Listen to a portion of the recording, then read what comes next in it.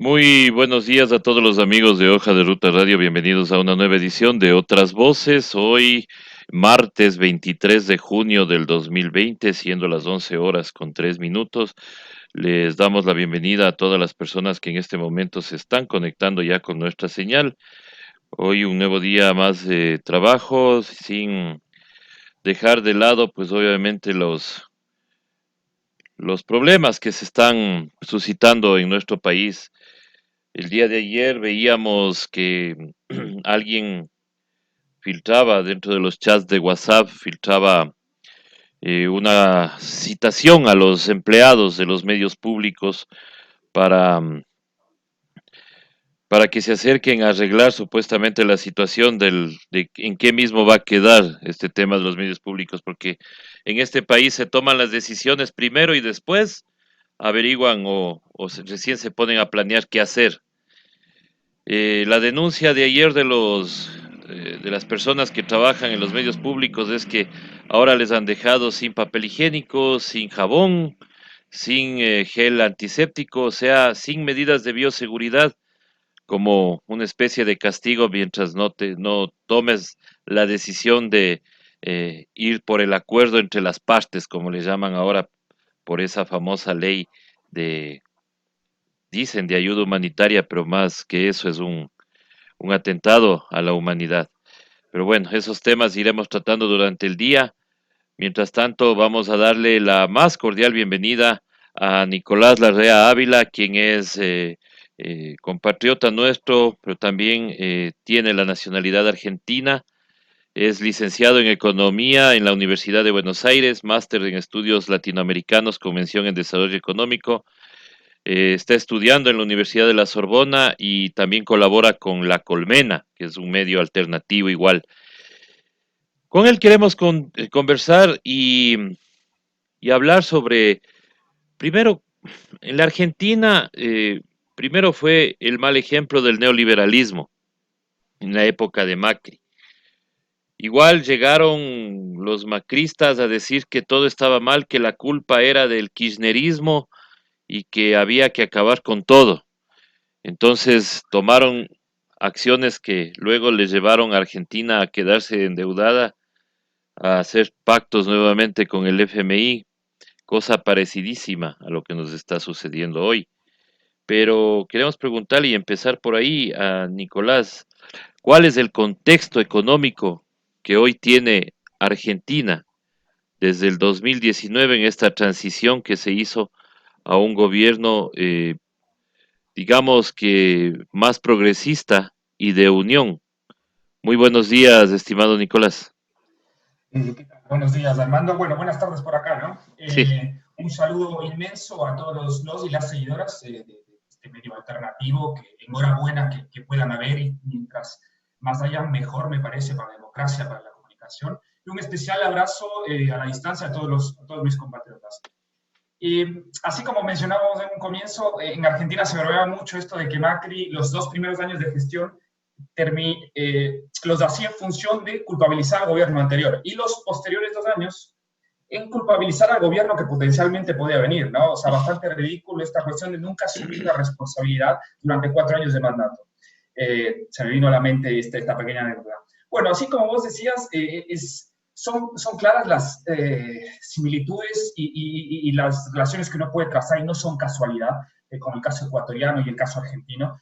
Así que muchas de las cosas que iremos desarrollando acá tienen una clara aplicación o, si se quiere, una relación con el contexto ecuatoriano, ¿no?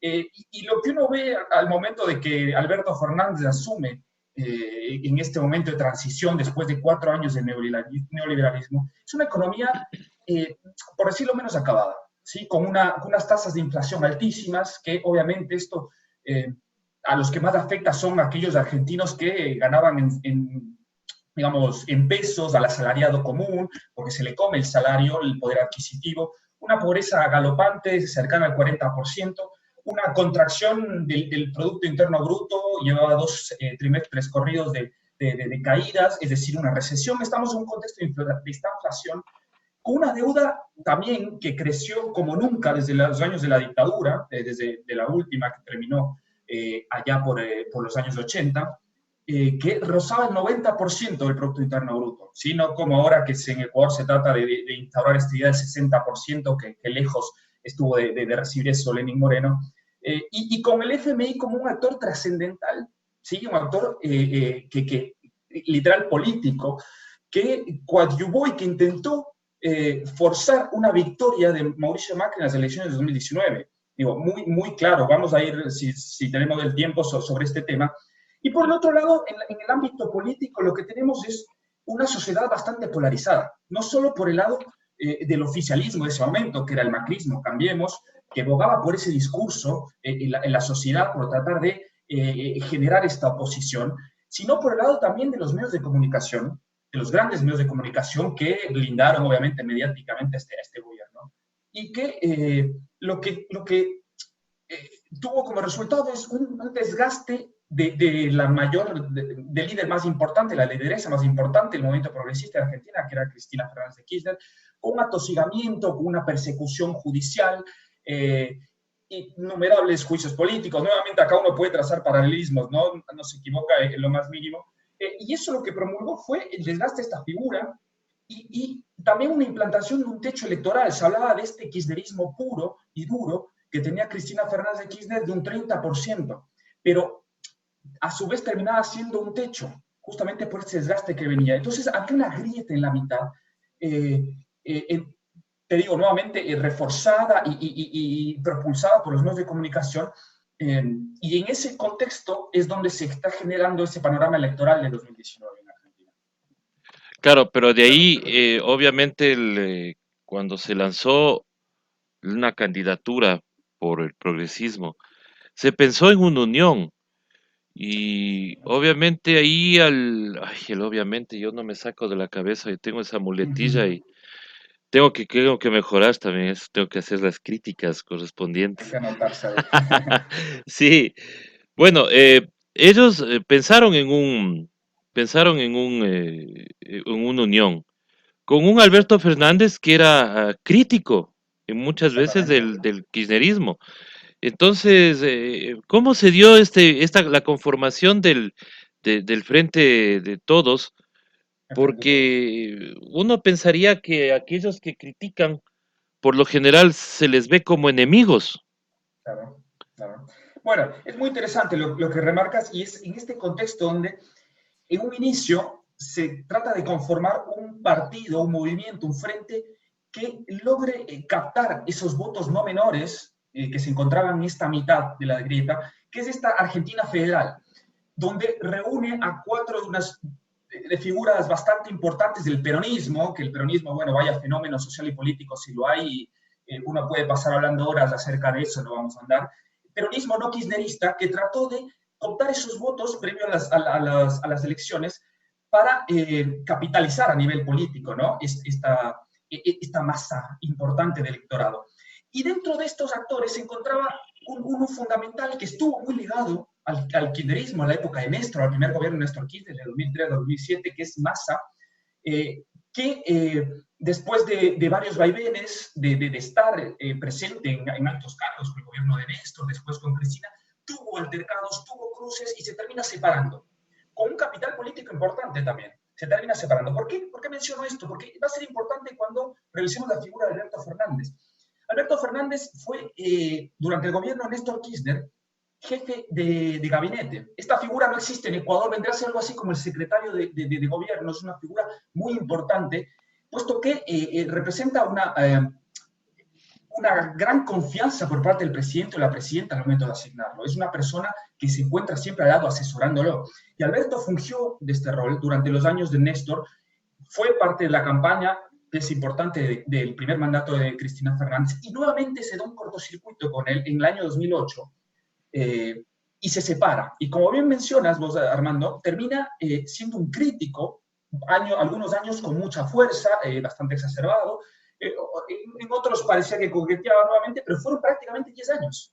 Desde 2008 hasta el 2018, en donde Alberto Fernández, es más, fue parte de la campaña, un personaje importante de esta figura política de Massa, en el partido que fundó el Frente Renovador cuando se lanzan las elecciones presidenciales de 2015. Es decir, había un vínculo entre estos dos actores políticos. Ahora, ¿qué pasa? Aquí se da un punto clave, hay dos puntos claves en el 2019. Uno termina impulsando al otro, si se quiere, pero el antes y el después se da en mayo del 2019, cuando Cristina Fernández, 18 de mayo de 2019, cuando Cristina Fernández lanza un video dándose de baja, porque hasta ese momento todos la hablaban como una virtual candidata a la presidencia de la Argentina para las elecciones. Es decir, la prensa ya se había encargado de comenzar a tratar de desgastar nuevamente la imagen, a sacar algún juicio, a sacar alguna cuestión que tenían en la gaveta para nuevamente desgastar. Y sin previsión alguna, sin la menor capacidad que de la misma oposición o el oficialismo tenía sobre esto, lanza un video donde se da de baja para las elecciones presidenciales y nombra en su binomio presidencial a Alberto Fernández como presidente y ella como vicepresidente. Esto obviamente genera un impacto enorme, es un manotazo en el tablero geopolítico argentino, en el geopolítico nacional, porque nadie lo vio venir. Y entonces, a ver, esto no sale de un repollo, ¿no? Este frente ya venía cocinándose hace un año, el año 2000, desde el año 2018 igual. Entonces, lo que se buscaba con esto, y qué buscaba Cristina, qué buscaba este movimiento progresista, el kirchnerismo, que tenía estas limitantes por el mismo desgaste de los medios de comunicación, esta figura clave de Alberto Fernández, que pueda fungir de nexo en común con Massa, con aquel figura política, y figura política con este gran capital que tenía, para poder así sobrepasar este techo que tenía Cristina Fernández en tanto representante del kirchnerismo y poder generar esta unión del progresismo que tenía como denominador en común al neoliberalismo, tenía a Macri, a la figura que venía deteriorando y que venía desgastando el tejido social argentino. Entonces, es el punto clave. Y dicho y hecho, al mes de lo que se da este acuerdo, de que Alberto Fernández acepta, de hecho, también esta invitación de parte de Cristina para formar su dupla electoral, después de incesantes conversaciones, Massa termina accediendo a formar una coalición del Frente Progresista, dándose este baño de humildad, porque él también vale la pena recalcar que él en su momento tenía estos ideales de postulación a ser presidente también para el 2019, y se da este baño de humildad en función a lo que él ve que Cristina también termina haciendo, dándose también, Claro. cediendo en esta puja de egos, si se quiere, ¿no? Y es así donde se forma este gran frente que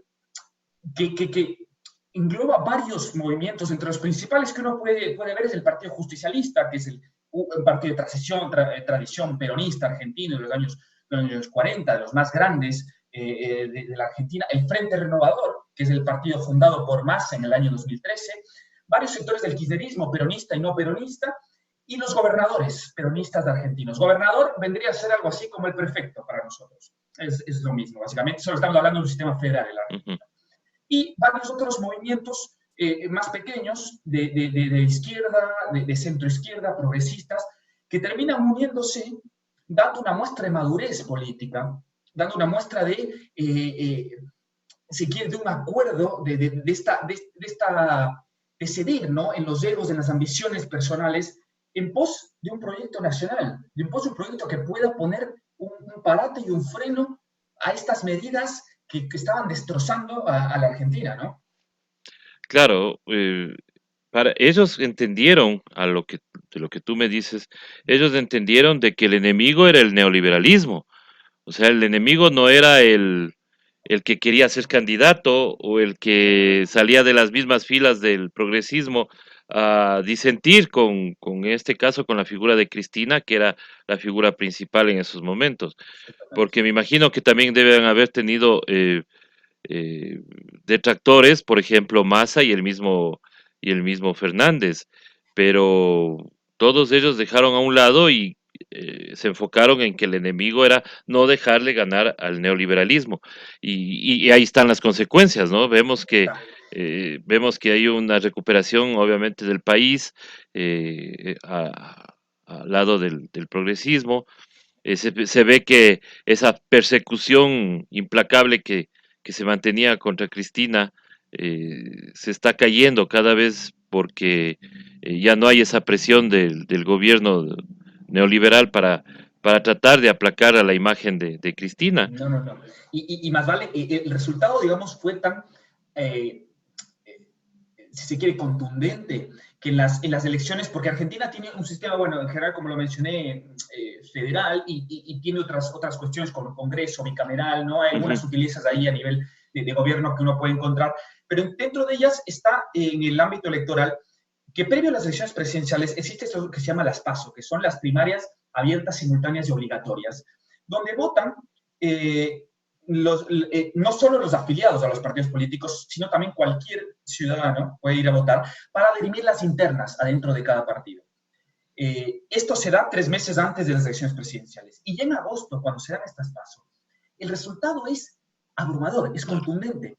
Alberto Fernández saca un 48% que ninguna de estas compañías encargadas de hacer las misiones, las estadísticas, proyecciones acerca de los posibles resultados, ni siquiera le pegó en el palo. Te digo, o sea, todos le erraron y justamente también, ¿no? Uno hace ahí este análisis de por qué le erraron, ¿no? Hasta cierto punto, si estaba esto intencionado o no, porque había muchos intereses de por medio y muchos vínculos económicos entre estas compañías y el mismo macrismo, ¿no? Pero un contundente resultado, una diferencia de 15 puntos porcentuales.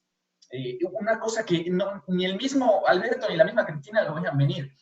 A ese punto, digamos, esta decisión tan sagaz, si se quiere, y de una lectura política tan profunda que tuvo, no, aquí quiero hacer un poco hincapié en Cristina, ¿no? Esta visionaria política, con esta capacidad para quedarse, para ir más allá de este plazo inmediato, ¿no? De esta cuestión del corto plazo y ver lo que a veces muchos no pueden ver, terminó dando sus frutos. Y es así que después de Alberto, en octubre, cuando se dan las elecciones presidenciales, gana en una sola vuelta. Y en Capital Federal, que vendría a ser algo así como bueno, la capital de Argentina, ¿no? Como Quito, que siempre fue un territorio muy de mucho repudio hacia los movimientos progresistas, sigue siendo un bastión de la derecha histórico, tuvieron resultados impresionantes. Se perdió, pero con resultados nunca antes vistos. Entonces digo, eh, ¿cómo no estas decisiones, es esta idea de dejar intereses personales en pos de un proyecto, en pos de una nación, pueden generar estos resultados eh, tan contundentes y tan impactantes? Claro, podemos, diría yo, hacer un símil con la situación de Ecuador. ¿Tú crees que acá se podría trabajar en una unión del progresismo en torno a un líder que obviamente es el más visible, que es Rafael Correa?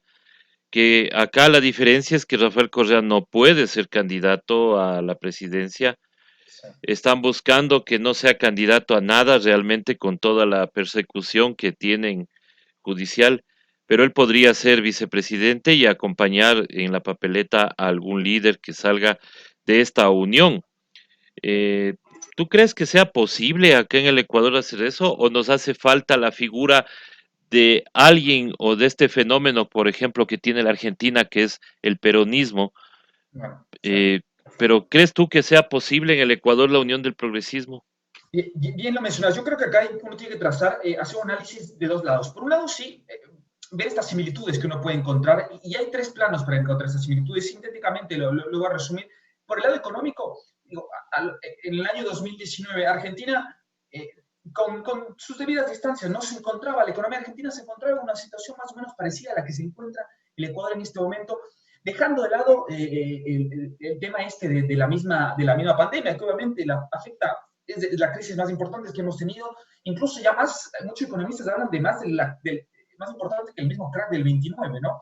Eh, pero dejando de lado esto, una economía arrasada, una economía donde claramente las clases populares, los sectores más necesitados son los que han sufrido el ajuste, los que han sufrido la crisis. Por el lado político vemos también una polarización, ¿no? Esto que se ve en Argentina entre K y anti-K, ser kirchnerista, antikirchnerista, bueno, correísta, anticorreísta, también es una sociedad muy polarizada por los mismos medios de comunicación, que también yo lo recalco siempre, medios mainstream, los medios hegemónicos, ¿no?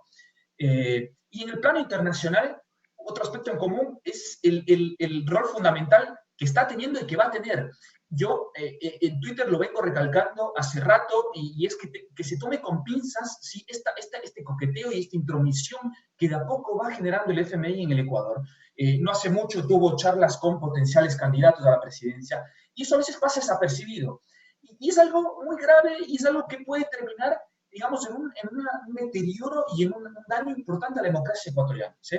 En Argentina, para que tengas una idea, Armando y compatriotas, en Argentina el FMI terminó yéndose contra sus propios estatutos al financiar una fuga de capitales que sabía que se iba a dar, pero con el único motivo, ¿cuál? De sostener al gobierno, de sostener la economía para que llegue, como sea, a las elecciones, para tratar de buscar esa reelección que tanto ansiaban para poder seguir con el negocio, ¿no? Claramente. Se fue contra sus estatutos, no lo reconoce hasta ahora, ¿no? Es algo gravísimo. Entonces, yo recalco esa parte. Ahora, hay ciertas diferencias, y vos bien lo remarcabas, una clave es el peronismo, pero previo a eso, a ver, Macri, al igual que Moreno, están sufriendo este desgaste de su gestión política, pero también del mal manejo de la economía del país, con este blindaje mediático también, ¿no? Porque sí, vale la pena recalcar que si no fuera por los medios, estos dos presidentes no sé cuánto tiempo hubiesen durado, Ujú. digo, está claro esto. Ahora, la diferencia sutil está en que, y ya se dio este problema a nivel discursivo, que se sigue intentando asociar al morenismo como que no fuera como que fuera parte del correísmo, ¿no? Como que es más de lo mismo. Y en Argentina esta decisión fue mucho más clara, es decir, los resultados que la gente veía en Argentina del manejo económico lo asociaba directamente con la derecha. Acá, a veces que hay, para uno está claro que Moreno no tiene nada que ver con el correísmo, ¿no? Pero está ese juego todavía que puede generar ciertas diferencias, ¿sí? Por el otro lado, la derecha argentina en el 2019 estaba unida en torno a esta figura de Macri. En este momento, y pues algo positivo en Ecuador, la derecha ecuatoriana, nuevamente por este juego de egos, esta idea de tratar de agarrar la tajada más importante del pastel, no está tan unida como sí lo estaba en su momento Argentina en el 2019. Entonces, de eso uno también podría agarrarse y uno podría tomar muchas cuestiones positivas. Y otro punto fundamental, que es lo que vos recalcabas, es que a nivel ideológico, a nivel del espectro, si quiere más, de esta cuestión ya de la batalla de las ideas, este frente de todos se aunó y se ocupó en dónde? En la idea del peronismo. ¿Sí? En este fenómeno político que a veces uno desde Ecuador le cuesta entender que es por la complejidad y también por lo que marcó a la sociedad argentina. Y esto fue lo que terminó, mal que bien, eh, eh, promoviendo y reforzando esta unión, digo, del peronismo. Fue la primera vez que en muchas elecciones a nivel de gobierno el peronismo se terminó uniendo en pos nuevamente de este enemigo, pero nuevamente el peronismo logró porque, a ver, el kirchnerismo nuevamente no sale de un repollo, sino que en el 2003, cuando Néstor asume el poder, se enquista y se estructura en esta base material que ya tenía el peronismo a nivel nacional, digo, con esta militancia que tenía hasta en el rincón más lejano de Argentina. Y por el otro lado, el peronismo lo que da es, esta homogenización en el sujeto político y en esta identidad que tienen estos movimientos progresistas. Y eso en el Ecuador no queda tan claro, porque en Argentina el peronismo trasciende al kirchnerismo. ¿Sí? Que el kirchnerismo es un movimiento muy importante y que ciertamente ha jugado un rol fundamental en estos últimos 20 años en la política argentina. Y en Ecuador pasa algo así, es decir, el correísmo terminó siendo un movimiento que marcó un antes y un después en la política y la economía ecuatoriana, pero que no, está quedando hasta cierto punto a veces medio limitado por no solo, digo, esta cuestión de la polarización, sino también a veces por ciertos errores que se han tomado y que uno también tiene que reconocerlos. A ver, se ha intentado ir más atrás en el pasado con esta figura de Alfaro, que no es una cuestión menor y que también nos une en tanto progresismo, pero está este vacío que uno tiene que buscar, tiene que hacer la mea culpa y tenemos tiempo para buscar con qué llenarlo, a esto que a veces no termina de darse forma, ¿no? Entonces acá yo creo que es una parte fundamental que uno tiene que analizar. Es, es difícil la unión acá en el país, digo yo, que vivo acá y veo a cada rato, justo Acabo yo de salirme, ponte de 2 chats porque hay esa intolerancia a la crítica. Acá es difícil. Acá parece que si alguien critica a uno de los líderes o a alguien, o se les dice, vean, saben que estos hizo mal, pues, hijo, se metieron con Taita Dios. Entonces, Exacto. eso es lo difícil acá en el Ecuador realmente.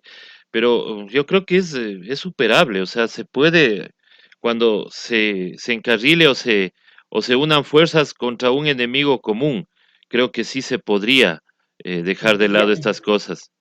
y acá, Sí, perdón que te corte, ujú, hiciste mención algo, una pata bastante importante, y esto que nuevamente no caigamos en la improvisación, sino caigamos en esto de un mes previo al cierre de las listas, tratar de juntarnos como sea. Yo soy partidario y concuerdo completamente con vos con esta idea de esta autocrítica tiene que ser ya.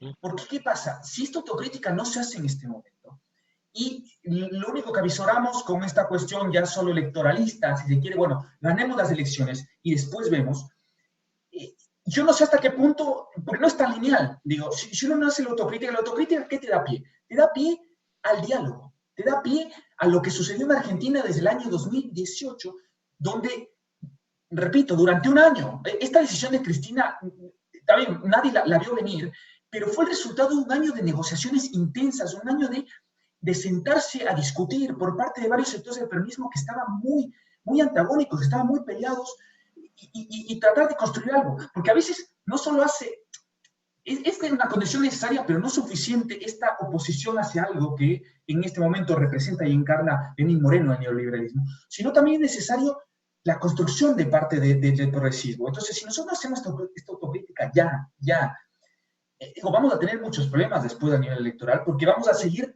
atomizados, vamos a seguir peleados, y esto lo único que termina es favoreciendo a la misma derecha, ¿no? Entonces, no caigamos en esta improvisación, porque nos va a hacer mucho daño. Y si bien estamos limitados de tiempo, se puede generar algo. Y bienvenido sea este debate, bienvenido sea adentro, ¿no? Puertas adentro del progresismo, que tanta falta lo tiene, ¿no? En este momento. sí, y otra de las cosas, obviamente ahorita no podemos por la pandemia y todo eso, pero yo creo que la lucha no es en las redes sociales, sino en las calles de este momento, todo lo que estamos viviendo en el país.